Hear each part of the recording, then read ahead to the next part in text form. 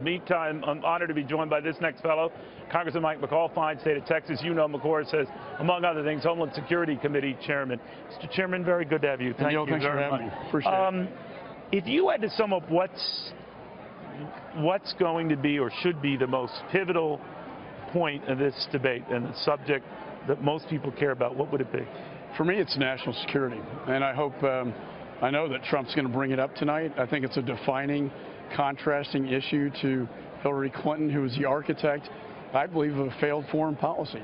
From my vantage point, Homeland Security, we have a destabilized Middle East, a destabilized Northern Africa, and certainly Libya has collapsed, such that ISIS and al-Qaeda affiliates can take a stronghold and then conduct external operations into the United States. So I think this is one of the most important issues of this election, in my view, and I know the candidate feels very strongly about it, too. You know, Chairman, let me answer. We're getting some wire reports coming out. I didn't want to dump this on you, that the shooter in that mall in Seattle had some affinity to ISIS, maybe even some communications.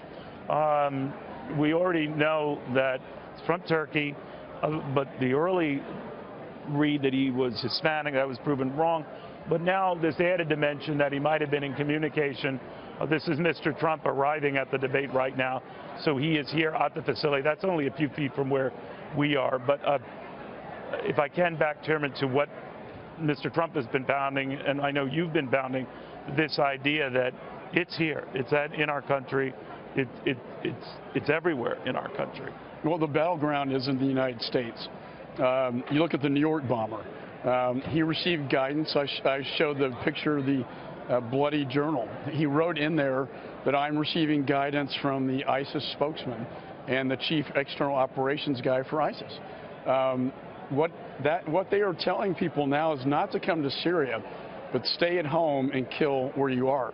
That's why this. We had that in the New York metropolitan area bombings, in the Minnesota mall stabbings a little over a week ago. Same day. And now in this mall north of Seattle, where at least we had someone who was a sympathizer with and in communication with ISIS. And what's shocking to me is the administration constantly tries to downgrade this threat and pretend like it doesn't exist. Early reporting saying, no, he's Hispanic, as you pointed out. Turns out he's from Turkey. I wouldn't be surprised in the next couple of days if we find out that he has ISIS connections. Well, what is the reluctance? And the president always says, sir, that, look, what difference does that wording, that phrasing make? You say what? I think you have to define the enemy to defeat it. That's what I've told the candidate.